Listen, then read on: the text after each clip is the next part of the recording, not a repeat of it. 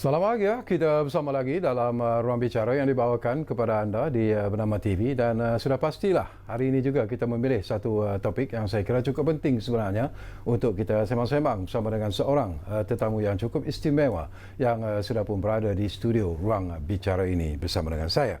Baiklah, topik yang kita pilih di Ruang Bicara ialah melestari alam. Dan tetamu yang sudah pun bersiap sedia bersama dengan saya, kita ingin mengucapkan setinggi-tinggi terima kasih atas kesudian yang berhormat Datuk Tuan Ibrahim Tuan Man, Menteri Alam Sekitar dan Air. Assalamualaikum. Assalamualaikum warahmatullahi. Terima kasih. Sehat tu ya? Sehat, alhamdulillah. Ini kali pertama kita jemput. Saya ucap terima kasihlah kerana bernama jemput untuk dapat mengisi slot bicara pada malam ni. Ya. Dan saya ingat kita ni kali pertama ya. Betul.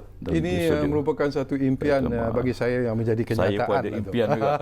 Saya pun kebetulan ada impian sama. Selalu melihat Datuk daripada jauh saja. Terima kasih. Hari ini kita boleh bersemuka face to face tu ya. Okay, alhamdulillah. Dan topik yang kita bincang malam ni pun satu topik yang penting. Betul.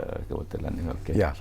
Dan seperti biasalah bila kita bercakap tentang melestari alam ini, kita nak sentuh dululah tentang apa yang keputusan yang dibuat dalam mesyuarat Jemaah Menteri baru-baru ini, Datuk ya, iaitu di mana kementerian sekarang ini dikenali dulunya ialah Kementerian Alam Sekitar saja, tetapi sekarang ini dikenali sebagai Kementerian Alam Sekitar dan Air.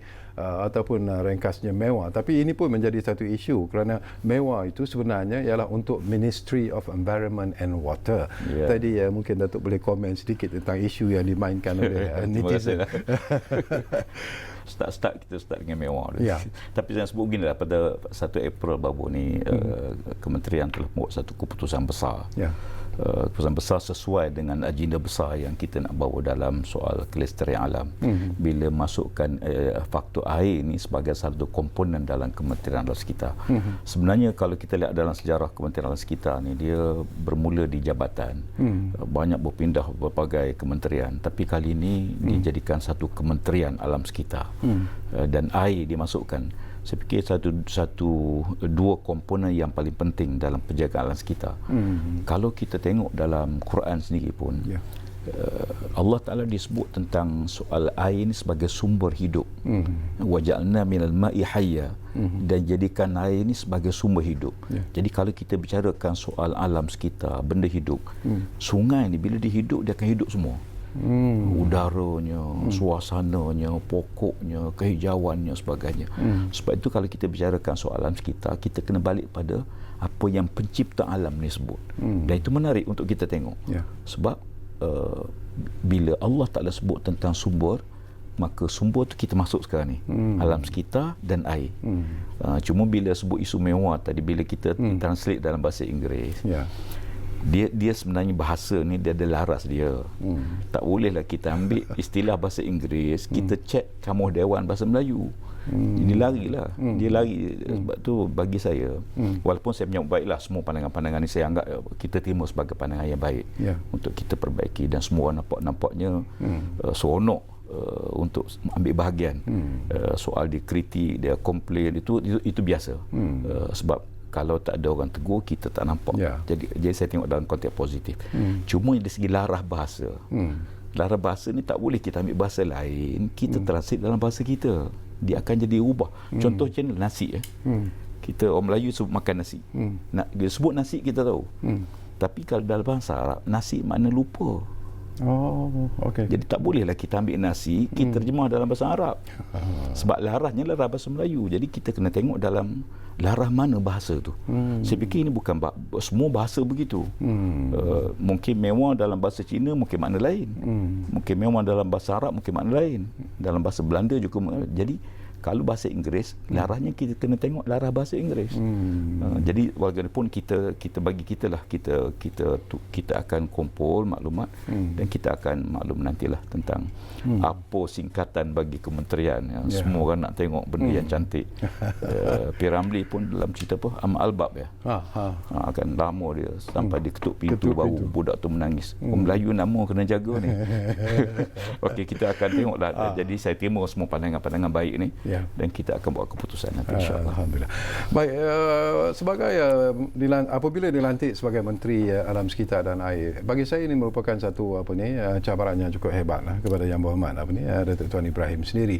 Dan saya percaya sudah pastilah bila saja dilantik tentunya lah vision, objektif dan fokus utama sudah pun ada sebenarnya di kementerian yang mungkin akan digerakkan nanti oleh Yang Berhormat Datuk Tuan Ibrahim sendiri. Ya, saya tengok di sini ada dua perkara lah. Bila kita bicarakan soal alam ni, dia begini, dia memang kita perlukan undang-undang, peraturan.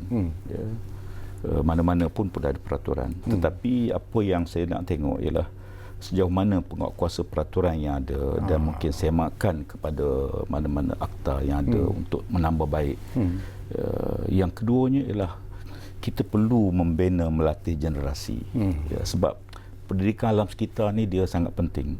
Kita tak mungkin boleh selesai dengan undang-undang.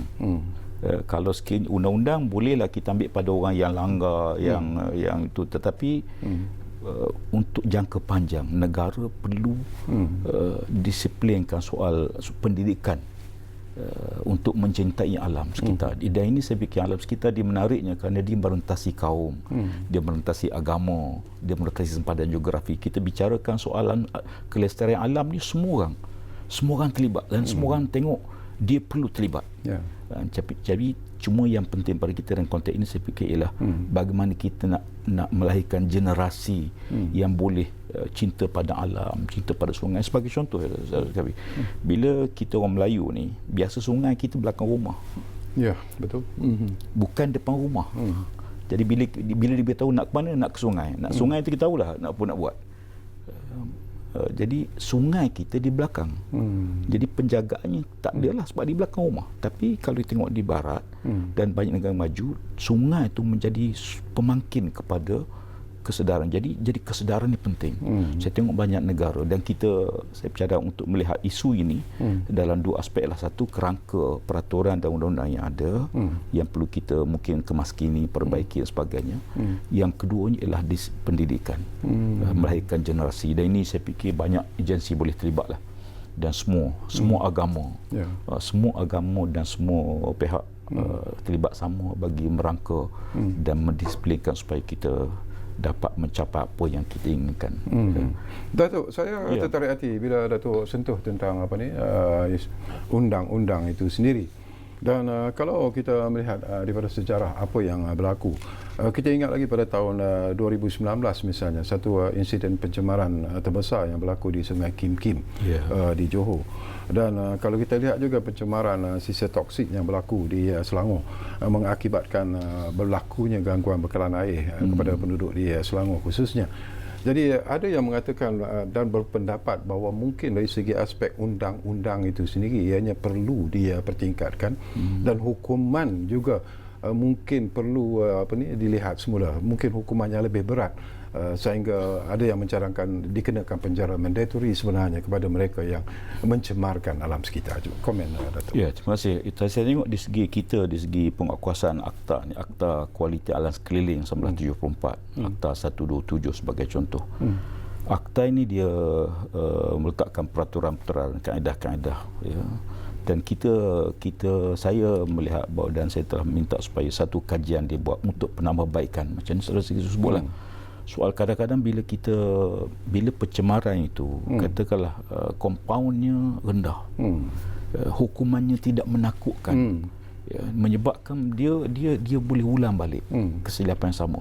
Kesan pencemaran tu besar. Kita habis kadang-kadang berjuta untuk pulih semula. Betul.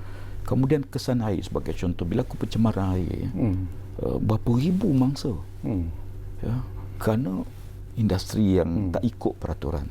Jadi kita sepatutnya setuju apa mungkin kita akan buat semakan kepada undang-undang yang ada, akta yang ada untuk menambahbaikan.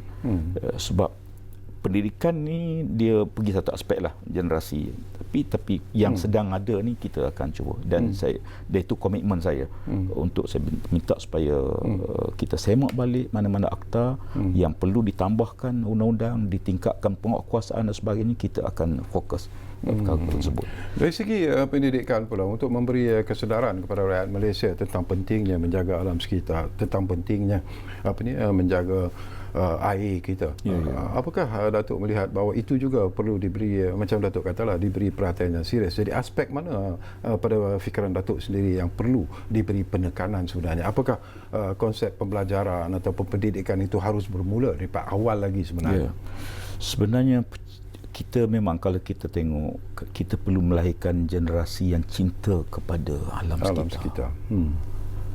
Benci pada pencemaran, benci pada kekotoran. Tengok sungai kita yang keruh, kita mesti ada kita mesti rasa sesuatu benda. Tapi maknanya proses ini dia mesti bermula daripada kecil. Disiplinkan. Sebab tu saya kata, kalau kita lihat di antara elemen yang paling penting ialah bermula dalam rumah tu sendiri. Macam mana kita nak disiplinkan anak-anak kita. Contoh pembuangan sampah. Kadang-kadang kita dalam kereta campak keluar je, campak ke sungai je, sungai je tempat pembuangan sampah, luar jalan tempat pembuangan sampah. Jadi kita kena jadi saya setuju bahawa pertamanya ada 3 aspek. Yang pertamanya kita bermula pendidikan dalam rumah. Yang kedua, sekolah-sekolah ni kita rancang untuk mengadakan program. Mungkin sekolah tu ada ambil menjaga sungai, kata sungai angkat bagi sekolah tersebut, ataupun persatuan belia mengambil satu sungai di kampung dia sebagai sungai angkat dia yang dijaga. Kemudian di samping itu kita banyak libatkan pihak universiti, pusat-pusat pengajian kita, insya-Allah, supaya mereka tu terlibat. Contohnya satu soal penjagaan, ni tanam pokok sebagai contoh.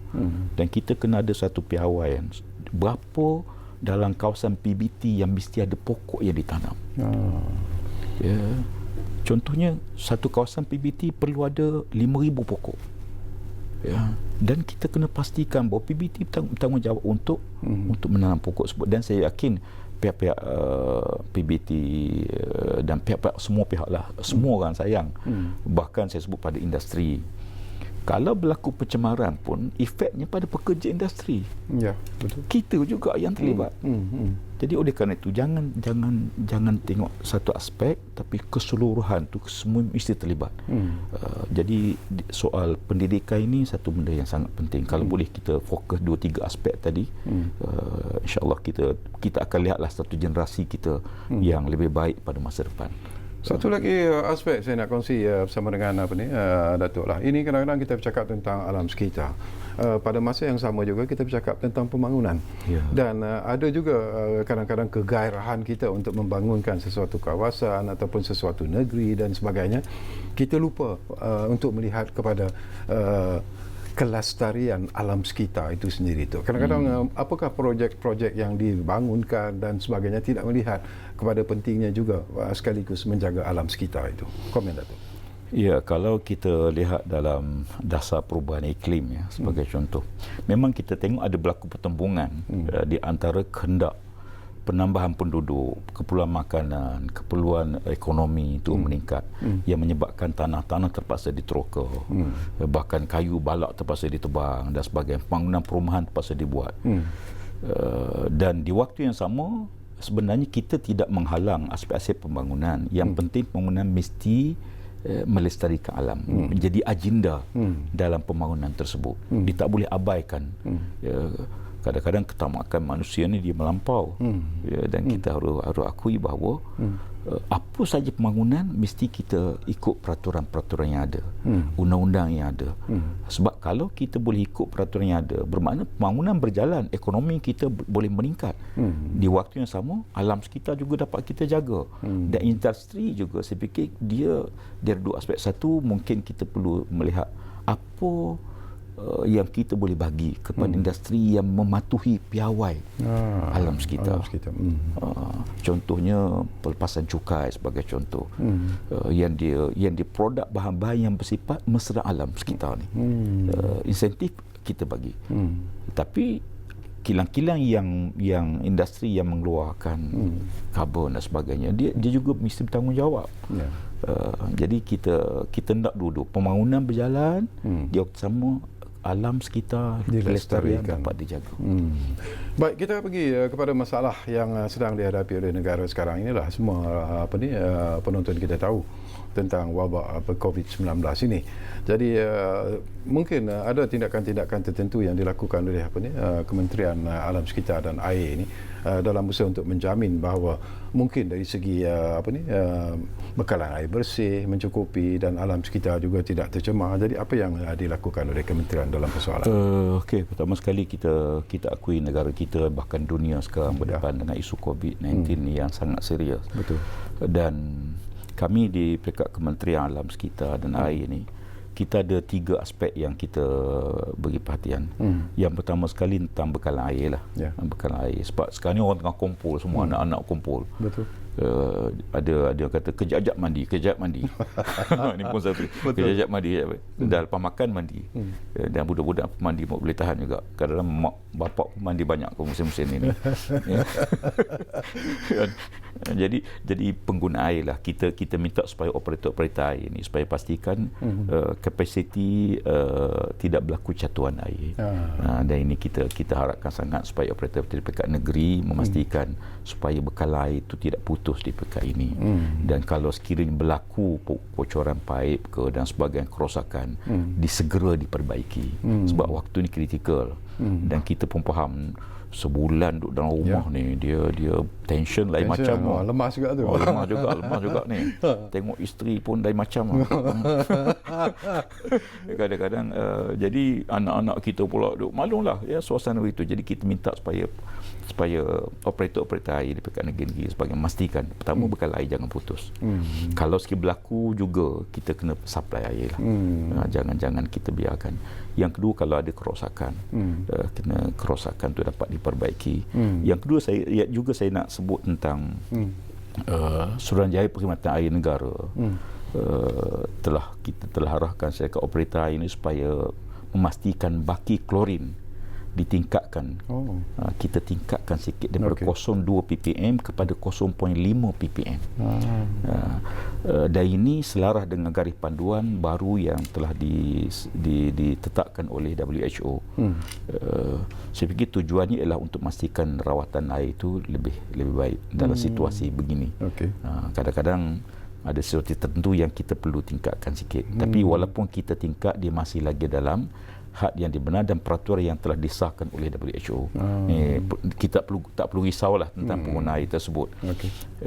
Kemudian syarikat air juga kita minta supaya memastikan bekalan bahan kimia mencukupi dalam tempoh ni.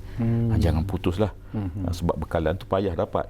Sebab tu bila kawalan keluar ni kita harapkan semua bekalan-bekalan keperluan bahan kimia tu dilengkapkan supaya tidak berlaku masalah, tidak cukup dan sebagainya.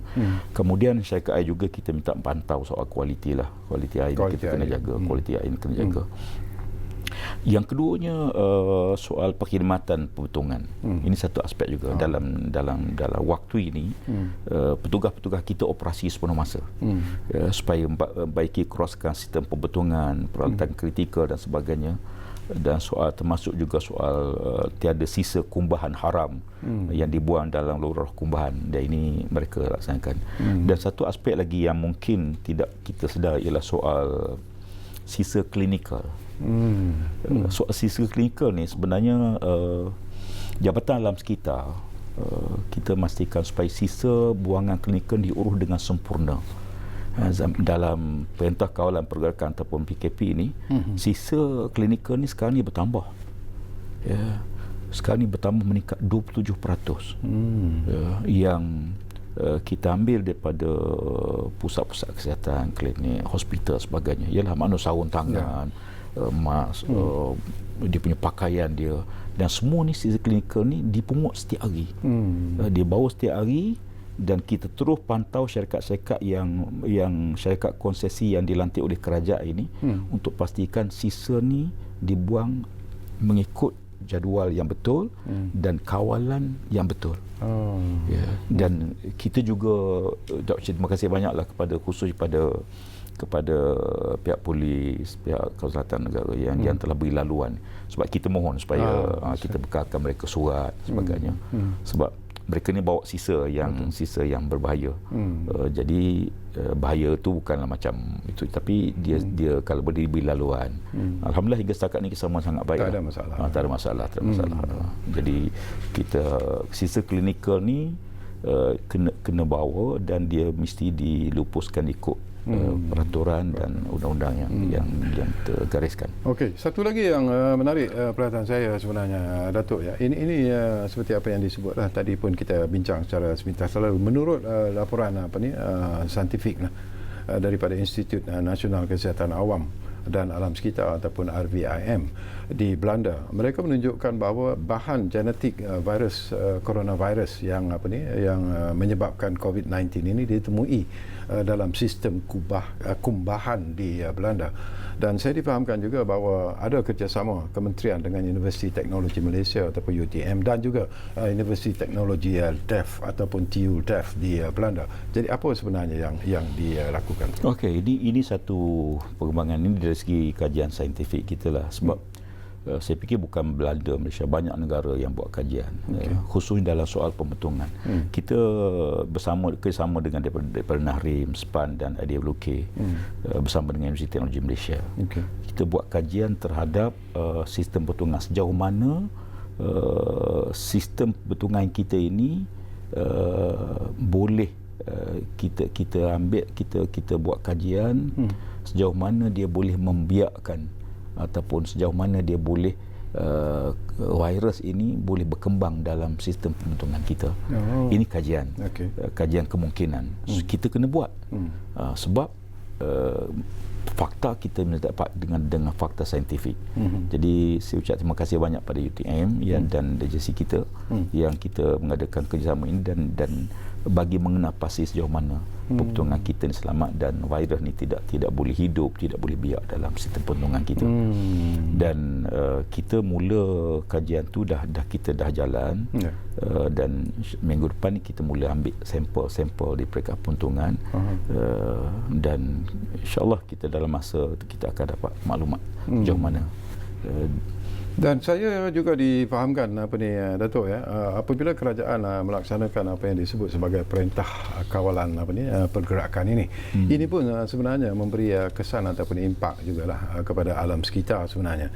Dan satu analisis yang dibuat oleh Jabatan Alam Sekitar ke atas beberapa parameter utama, iaitu ini kita sebutlah nitrogen dioksida, NO2 sulfur dioksida, SO2 karbon monoksida, dan habuk halus yang dikatakan bersaiz diameter 2.5 mikron itu pun dikatakan mencatatkan penurunan yang ketar.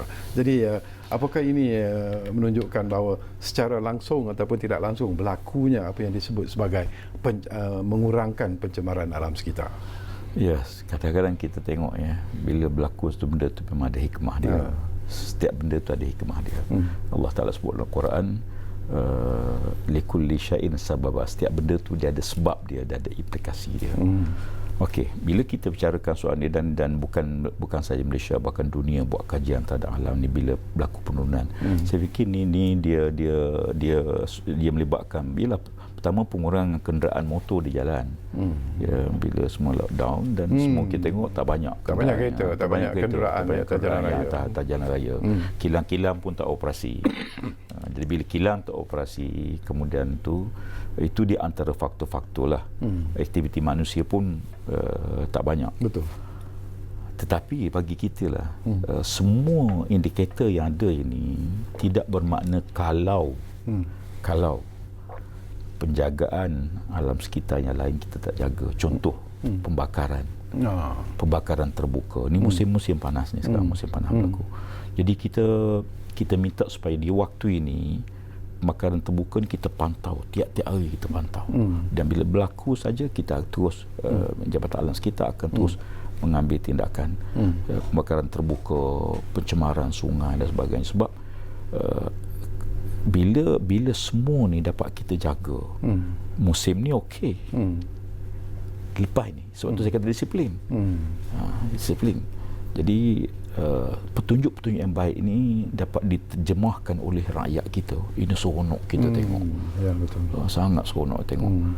Tetapi kilang ni dia akan operasi bila tamat tempoh sebagainya. Kita harapkan tempoh ini banyak mendidik kita, banyak mengajar kita tentang bagaimana kepentingan semua pihak untuk jaga lestari alam sekitar ni. Udara yang nyaman, ya kan, langit yang cerah. Dan ini semua orang rindu benda macam tu.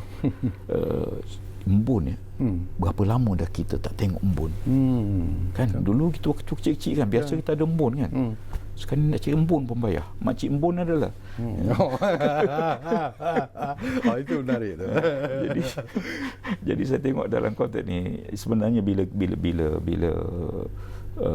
lockdown berlaku dan kita harapkan disiplin yang kita buat waktu ini dapat kita sambung lah. Sambung, jaga jangan buat pembakaran terbuka.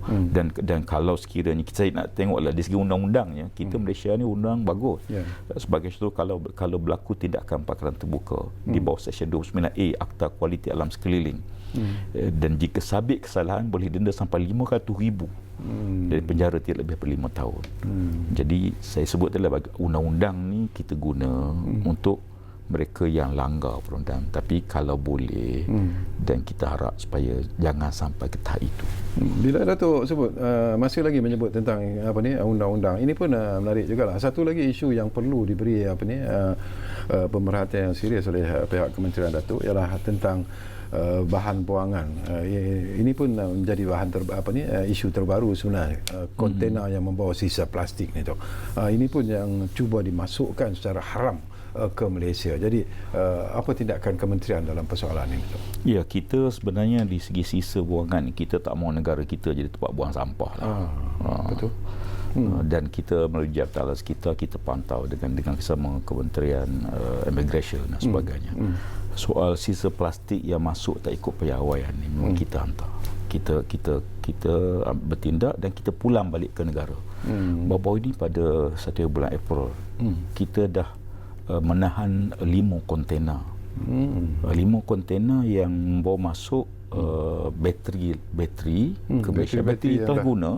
5 kontena, dan ini pun kita ucap terima kasih pada kerajaan Australia yang beri maklumat kepada kita, dan kita bertindak di atas kerjasama di antara dua negara. Kita menahan di pelabuhan Kelang dan kita buka dan kita sahkan dan kita hantar balik ke Australia. Dan ini kita tak boleh terima lagi negara kita. Dari segi pengesanan tu, adakah masih timbul masalah tu untuk mengesan bahawa bahan-bahan ataupun kontena yang membawa sisa-sisa yang tidak diperlukan, yang tidak boleh dibawa masuk tu, masih ada masalah ke tu?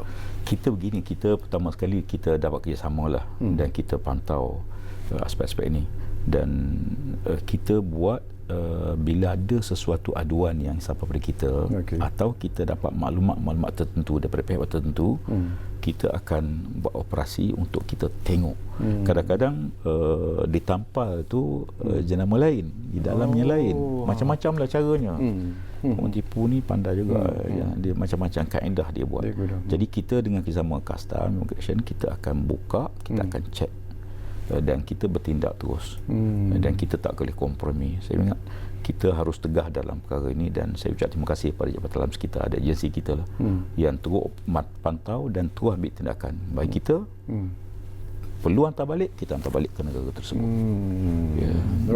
Dan kita harapkan insya-Allah mudah-mudahan apa yang kita buat ini dapat membantulah.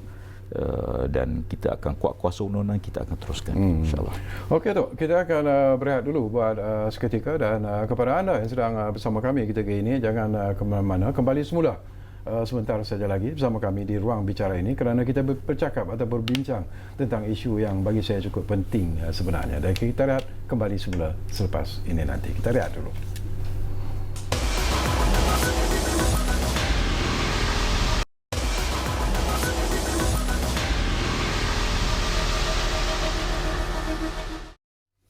Baiklah, kita kembali semula ke ruang bicara ini. Masih lagi bercakap tentang satu topik yang cukup penting, iaitu melestari alam. Dan kita masih lagi bersama dengan Yang Berhormat Datuk Tuan Ibrahim Tuan Man, iaitu Menteri Alam Sekitar dan Air.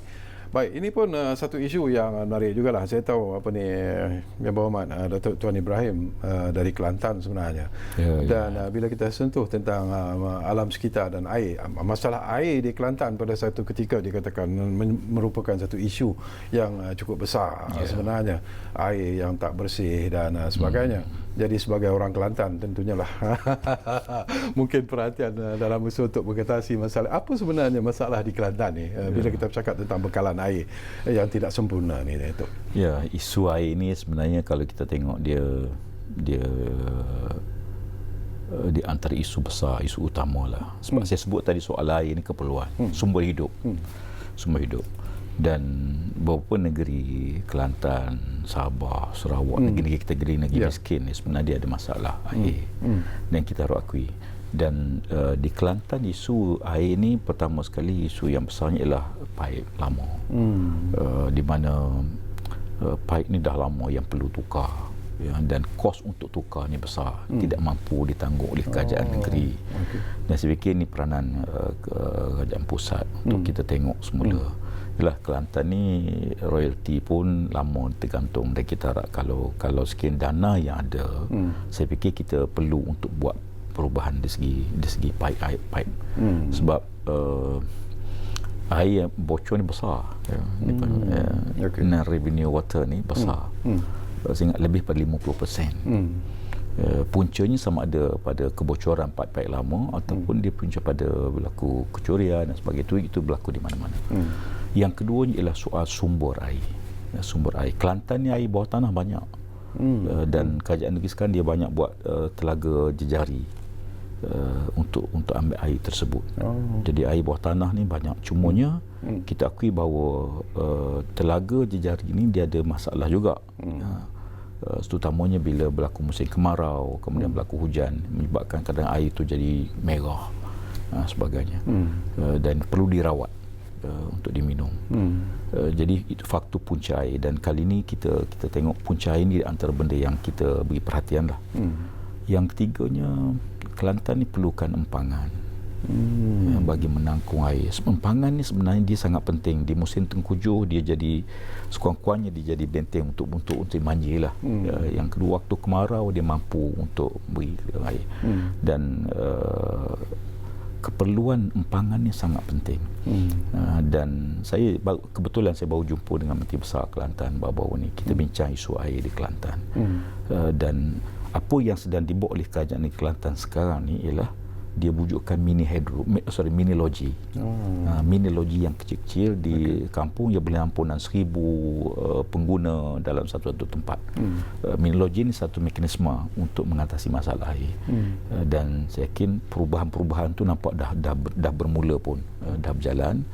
Dan kita harapkan insya-Allah dengan fokus saya pun sebenarnya saya nak sebut soal fokus tadi. Fokus air ni bagi saya ada 3 lah. Kelantan, negeri Sabah dan Sarawak. Negeri-negeri lain tu juga ada kepentingan. Bukan tak negeri. Contohnya ada tempat yang perlu tukar paip dan mereka jumpa saya bincang. Kita kata kita akan tengok secara menyeluruh. Ya, faktor air apa masalahnya. Musim kemarau setengah-setengah tempat tu ada masalah dam, empangan yang contoh baru ni Dam Tunggal Melaka. Dam Tunggal ni dia masalah empangan dia sampai tahap yang agak kritikal, terpaksa dia bawa dia keluar. Tapi alhamdulillah berlaku hujan sikit beberapa monsun ni.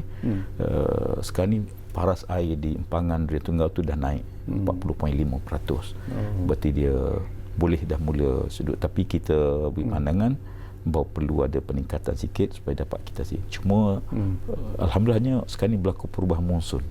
Sekarang tu hujan boleh turun dan sebagainya. Macam Sabah Sarawak tu apa masalah yang mereka hadapi sebenarnya? Dia sebenarnya isu Sabah Sarawak ni, dia negeri luar ni dia ada kos lah. Piping dia perlu jauh, kemudian kosnya luas. Satu rumah kadang-kadang kalau bisnes memang tak untung pun. Nak biaya ke satu rumah yang jauh tu berapa ribu yang kita habis belanja sebagai contoh. Dan kita ada mekanisme yang kita cuba buat di tempat-tempat tertentu. Jadi isunya ialah isu kos lah. Dan saya fikir ini di antara benda yang kita akan turun. Dan saya maklum apa-apa negeri untuk kita turun, kita bincang dengan negeri-negeri sebut seluruh negara lah, walaupun saya sebut fokus negeri 2-3 negeri sebagai negeri yang dianggap miskin tadi, tapi dalam konteks air ni kita turun pada semua negeri-negeri untuk kita tengok, kita duduk, kita bincang, cari penyelesaian. Mana jalan keluar, apa problemnya. Kalau kita boleh bantu, kita cuba bantu setakat mana kita mampu bantu, insya-Allah. Satu lagi isu yang mungkin saya boleh dapat pandangan Datuk secara ikhlas lah. Ini pun tentang bekalan air kita ke Singapura. Rate yang kita dikenakan ataupun yang dibayar oleh pihak Singapura, negara Singapura itu terlalu rendah. Dan banyak juga isu ini sentiasa dimainkan dari masa ke semasa. Masanya sudah sampai di mana rate ini perlu ditingkatkan, charge kita terhadap kerajaan Singapura itu perlu ditingkatkan dan sebagainya. Apakah Datuk melihat ini juga satu lagi isu yang mungkin akan mendapat perhatian Datuk? Isu ni isu yang sudah lama timbul. Kalau dia orang menilai balik berapa kejual dengan harga yang sangat murah. Jadi compare dengan negara kita. Jadi saya fikir ini antara benda yang kita akan teliti, kita akan tengok. Dan bagi saya hubungan di antara negara ni dia tak boleh selesai dengan hanya undang-undang, tapi lebih baik kita duduk, kita semuka dan kita bincang.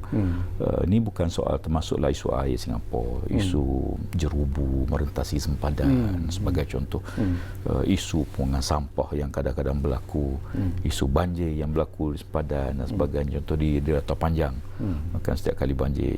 Ini isu-isu yang bersama. Isu antara negara-negara ni saya fikir kita ada kaedah supaya kita duduk, kita bincang, cari jalan keluar kepada problem itu. Undang-undang yang ada memang kita akui, tetapi hubungan diplomatik ni perlu dipelihara, perlu dijaga. Dan ini di antara benda-benda yang kita minta supaya pihak-pihak yang terlibat lah, soal undang-undang, perjanjian dan sebagainya terikat dengan peraturan dengan undang-undang yang sedia ada. Jadi agensi yang terlibat tu mungkin boleh menilai, boleh tengok balik dan kita kemukakan untuk kita teliti satu persatu, insya-Allah. Untuk mengatasi masalah air ini juga dulu timbul ataupun memang wujud sebenarnya kerjasama di antara negeri-negeri, terutamanya di Semenanjung lah. Kita tahu Pahang mungkin boleh membekalkan air ke Selangor dan sebagainya. Jadi apakah kerjasama seperti ini sebenarnya perlu dipertingkatkan tu dalam usaha macam nak bantulah macam Melaka yang menghadapi masalah baru-baru ini. Jadi apakah Datuk melihat ini antara jalan keluar yang perlu diberi perhatian serius oleh pihak kementerian dan juga kerajaan secara keseluruhan? Saya tengok ini di antara benda yang kita kena tengok jangka panjang lah, jangka panjang, penyelesaian jangka panjang kepada isu air. Ada negeri-negeri yang banyak air. Contoh Terengganu, Lempangan, Kenyir itu banyak mana air ada, kan? Jadi bagaimana mekanisme kita nak manfaatkan air daripada negeri jiran kita. Isunya ialah isu harga. Kita akui tapi dalam konteks keperluan ini saya fikir di antara negeri-negeri ini boleh duduk bincang, cari jalan terbaik. Waktu kritikal kita harus akui bahawa sekarang ni Melaka dapat bekalan air daripada Johor untuk masuk. Okey, Negeri Sembilan juga ada air, ada sumber air banyak. Jadi bila kita senang, jiran kita susah, tak boleh lah. Nak tengok kaedah macam kita lah, kalau kita tidur kenyang, jiran kita tidur lapar pun satu kesalahan. Jadi saya fikir di antara mekanisme kita tengok Pahang membekalkan air ke Selangor, alhamdulillah, satu kaedah yang kita boleh buat. Dan mungkin juga kita boleh tengok bagaimana negeri-negeri yang punya dana sumber air banyak ni, kita Pulau Pinang sekon, Kedah membekalkan air ke Pulau Pinang sebagainya. Jadi di antara kerjasama ni kita pertingkatkan lagi supaya isu-isu ni datang. Sebenarnya Malaysia tak ada masalah air, kita punya air banyak, kerana air bawah tanah kita juga banyak. Dan saya tengok beberapa buah negara khusus di Eropah, dia buat sistem air bawah tanah yang cukup menarik. Dia ialah air bawah tanah ni sumber Tuhan bagi. Dan dia kalau kita dapat develop sungguh, kita bangunkan sumber air bawah tanah kita ini dengan kita tengoklah apa efek sebagainya, dan ini antara sumber yang boleh kita manfaatkan. Saya setuju soal kerjasama negeri-negeri tadi, di antara benda yang kita akan tengok, teliti supaya isu ni tidak berlaku kepada jiran yang dalam keadaan keperluan air, kita ada air banyak. Jadi macam mana mekanisme kita untuk saling bantu, dan ini agensi kita saya yakinlah SPAN dan sebagainya, PAB kita boleh bantu Okey, bila Datuk sebut Pulau Pinang, ini pun isu yang menarik jugalah sebenarnya. Saya pun menerima banyak WhatsApp daripada rakan-rakan di Pulau Pinang. Mereka ingin mendapat kerjasama dan juga perhatian daripada Datuk sendirilah selaku Menteri Alam Sekitar dan Air. Mereka dalam proses membangunkan Pulau Pinang itu pada satu pembangunan yang cukup luar biasa sebenarnya. Banyak keadaan laut itu yang akan ditambah. Ini pun sudah pun dilakukan di Pulau Pinang khususnya. Apakah kementerian sendiri memberi perhatian kepada apa yang sedang dilakukan di Pulau Pinang itu dalam usaha untuk menjaga kelestarian alam sekitar dan sebagainya? Ya, terima kasih. Ini isu besar yang soalnya kalau kita tengok dari segi penciptaan alam ni, dia ada disebut sebagai mizan. Dalam Quran Allah sebut sebagai mizan. Mizan ialah perimbangan. Perimbangan ni perlu jaga supaya sustainability lah yang kita cakap sekarang ialah sustainability dapat kita pelihara. Jadi hatta bila kita lakukan sesuatu pada lautan atau pada daratan, dia ada efek secara langsung. Saya kebetulan banyak buat kajian sikit di Pulau Tioman. Tioman ni satu pulau yang termasuk 10 tercantik di dunia. Tapi dia pulau yang sangat sensitif. Sebarang penebangan hutan di pulau Tioman itu, dia terus ada efek pada pantai dia. Jadi kena jaga sungguh-sungguh. Jadi maknanya bila berlaku penambakan laut dan sebagainya, tentu dia ada kesan. Paling tidak kesan pada ekologi alam, pada nelayan. Yang terlibat dan sebagainya. Cuma kita dari segi agensi kita ada melalui EIA lah untuk memantau kalau mereka mesti mematuhi syarat-syarat diletakkan itu. Dan kita dalam bahagian ini kita tidak kompromi terhadap mana-mana pembangunan, bukan saya Pulau Pinang, mana-mana pun, hatta dalam isu Lainas di Kuantan sebagai contoh ya. Kita juga meletakkan syarat bila kerajaan negeri letakkan tempat pembuangan. Okey, tapi kita memantau dari segi apakah kesesuaian tapak tersebut. Jadi bila kita pantau dan mereka mesti memenuhi syarat-syarat EIA yang diputuskan. Dan kalau sikit pelanggaran pada syarat ni, kita tak boleh lulus. Sebab efek dia besar. Ya, betul. Efek dia besar. Jadi oleh kerana itu, biar kita lebih cermat buat keputusan supaya kesannya tidak kesan generasi akan datang. Jadi bagi kami, kita tidak menghalang pembangunan, tapi mesti ikut piawaian peraturan yang ada. Okey, soal jerubu kita kembali semula. Tadi pun sepintas lalu saja Datuk sebutlah. Ini pun satu isu yang sekiranya tidak diberi perhatian yang serius akan menimbulkan lagi masalah di masa-masa yang akan datang. Jadi perancangan yang dibuat oleh kementerian sendiri dalam usaha untuk mengawal supaya isu ataupun masalah jerubu ini tidak lagi berlaku di negara kita tu. Ya, pertama sekali isu jerubu ni sepatutnya kalau baru ni kita ada Perdana Menteri sepatutnya ada kunjungan hormat kepada bertemu dengan Presiden Indonesia untuk kita bincang bersama. Saya sebut tadi soal mekanisme ni ialah kita kena duduk semeja, kita runding cari penyelesaian. Jadi oleh kerana isu COVID sekarang ni kita terpaksa stop dululah. Tapi perundingan di peringkat kerajaan kita akan teruskan. Kemudian yang kedua, saya yakin bahawa semua pihak kalau berlaku satu pada jiran kita yang kesannya pada orang lain, apa mekanisme kita untuk menyelesaikan isu ni? Contohnya, bila berlaku pembakaran, kita nak blame pun benda tu berlaku. Dan ini bukan saya negara jiran, bahkan kita negara-negara kita pun kalau berlaku kebakaran kita ambil tindakan. Saya yakin negara jiran kita pun ambil tindakan undang-undang yang ada di negara tersebut. Tetapi isunya ialah bila berlaku jerubu, mari ke tempat kita, mari ke negara-negara lain. Ada 3 benda. Pertama, kita kena cari penyelesaian. Ladang sekarang Indonesia dia buka ibu negara baru, dan kita yakin dia dah ada kaedah dia untuk menjaga perkara ni. Yang kedua, apa mekanisme bila berlaku untuk kita hentikan. Mungkin negara-negara ASEAN sebagai contoh, kita bantu untuk memadam kebakaran sebagai contoh. Cari jalan bagaimana untuk bantu. Sebab kalau kita blame pun tak selesai masalah. Dan saya yakin semua negara tak suka jerubu ni. Dan dia pun efek pada negara di sini pun, kalau kita besar, negara dia pun lagi besar. Jadi kerjasama ASEAN, kerjasama negara-negara serantau ni untuk kita atasi bagaimana untuk kita menghentikan jerubu tersebut atau pembakaran tersebut. Dan ini saya fikir dia standard antarabangsa lah. Bila berlaku di Australia kebakaran besar, baru ni di Amerika juga berlaku kebakaran besar. Kita tengok mana semua negara-negara tu bantu untuk padamkan kebakaran tersebut. Mungkin negara dia tak mampu ataupun ada kemampuan, tapi kita tolong. Yang ketiganya ialah soal balik pada asal kita, soal disiplin. Saya sebut soal disiplin dalam konteks kita lah, dalam konteks kerajaan Malaysia, supaya mencari jalan. Isu-isu ni serius. Contoh kita punya di kilang-kilang sawit kita ni, kita ada banyak bila proses sawit berlaku, tandan sawit ni banyak. Dan kalau kita boleh manfaatkan tandan ni, dia serius isu pencemaran, kelangsungan dan sebagainya. Dan kita bincang dengan pihak kementerian lain untuk bagaimana untuk cari jalan. Sebab kalau dilambak begitu, dia boleh berlaku pembakaran. Itu satu daripada industri. Satu lagi tanah gambut. Musim kemarau begini ni sangat serius dan banyak kali berlaku di kawasan tanah gambut ni. Bila terbakar saja, kita masa yang lama. Yang lama dia terbakar di bawah. Dan pihak bomba pun bukan mudah nak pergi.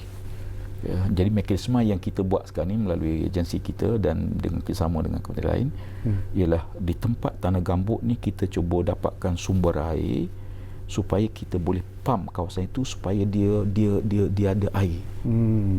Supaya bila musim kemarau, musim yang biasa berlaku kebakaran tu, dapat kita cegah awal.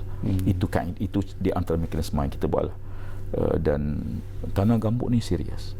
Hampir setiap tahun berlaku kebakaran. Kalau kita di Pahang tu mungkin di Rebah Rompin, Belah Pekan tu selalu. Dan tempat-tempat lain pun sama. Jadi ini dia menyebabkan jerubu. Jerubu. Jadi oleh kerana itu soal ketiga ini pun juga kita beri perhatian. Saya rasa gembira sebenarnya dapat sembang-sembang bersama dengan Datuk Tuan Ibrahim. Tetapi sesuatu yang juga mungkin menarik ialah pelantikan KSU untuk kementerian Datuk sekarang ini, iaitu alam sekitar dan juga air. Dan beliau Datuk Seri itu merupakan seorang tokoh sebenarnya, seorang pencipta alam sekitar sebenarnya. Saya banyak bertemu dengan beliau, banyak bercerita tentang alam sekitar. Jadi apakah Datuk melihat bahawa ini satu kombinasi yang cukup jitulah di antara Datuk dan juga KSU Datuk yang sedia ada sekarang, baru dilantik ni? Saya bila pertama sekali bila saya diamanahkan ini, bersama saya satu tim yang saya rasa saya sujud syukur lah, terutama sebut syukur Tuhan bagi. Timbalan menteri yang sangat bagus. Juga kebetulan juga datang daripada asal Kelantan, Senator Mas Rizal, Mas Rizal. Yang kedua KSU, orang yang lama terlibat dengan dalam kereta dulu, terlibat dengan air, kajian dan sebagainya. Jadi kita ada satu tim, termasuk juga yang saya sebut ialah ketua-ketua bahagian setiap agensi kita ni, Masya Allah. Saya dah turun bertemu dengan beberapa agensi. Saya rasa sangat terharu di atas semangat kerja yang mereka tunjukkan, sama ada di Jabatan Alam Sekitar, di Nahrim, di SPAN, di ADBLUKI dan sebagainya. Musim ni kita adakan telekonferensi lah, perbincangan setiap waktu. Kita dengar laporan dan sebagainya. Dan saya rasa saya punya satu tim kerja yang sangat bagus. Alhamdulillah. Sangat bagus, alhamdulillah. Orang kata satu kepala lah. Itu yang buat yang kerja tu menjadi lebih dan senang. saya sebut pada kaki tangan supaya yang penting kita macam mana kita wujudkan suasana kerja yang seronok. Kerja ni berat tak apa kalau suasana seronok. Tapi kalau kerja ringan pun tapi suasana kerja tak seronok, tak boleh. Betul. Saya duk fikir kenapa orang sanggup panjat gunung. Panjat gunung tu teruk. Saya ada pengalaman lah sekali dua panjat gunung ni waktu muda-muda dulu lah. Saya pun ada Gunung Kinabalu sekali je lah tu. Sekali. Lepas tu taubat lah. Lepas tu saya pergi gunung Ledang. Gunung Ledang. Orang kata nak cari puteri Gunung Ledang macam tapi tak ada tu lah. Belum jumpa lah, mungkin belum jumpa ataupun dah. Okey. Ini kita hampir-hampir di penghujung lah tu ya. Ialah kita bercakap tentang apa yang sedang berlaku di negara sekarang inilah. Semua menumpukan perhatian kepada COVID-19 sebenarnya. Dan kerajaan sendiri pun telah pun memperkenalkan ataupun menguatkuasakan perintah pergerakan itu sendiri, akan menghadkan pergerakan dan sebagainya. Nasihat Datuk lah, kerana masih lagi ada rakyat kita yang engkar, masih lagi melihat ini sebagai isu yang remeh. Jadi nasihat Datuk kepada mereka. Saya pagi tadi, tengah hari tadi pun ada satu program Mau'izah. Saya sebut beginilah, pertama sekali kerajaan buat keputusan itu satu keputusan yang tepat. Tetapi keputusan yang betul kalau tidak dipatuhi, dia tak sampai matlamat. Memang kita akui budaya kita ni budaya masyarakat yang manusia ni manusia makhluk bermasyarakat. Bila masyarakat ni kadang-kadang bila duduk seorang tu dia mulalah. Jadi kita saya tengok kita ada kalau sekiranya kita nak keluar, saya sebut dalam satu siri, mungkin minta lindung semualah. Kita doa negara kita bala bencana COVID ni diangkat oleh Allah Subhanahu Wa Taala. Kita tengok frontliner kita buat kerja, saya sangat simpati, masya-Allah. Ya, doktor-doktor kita, jururawat kita, polis, semua ni. Kita yang bebas ni kadang-kadang kita nak keluar, kita hanya diminta duduk rumah je. Ya, tak ada apa pun, makanan ada, kerajaan bagi macam-macam. Macam-macam makanan.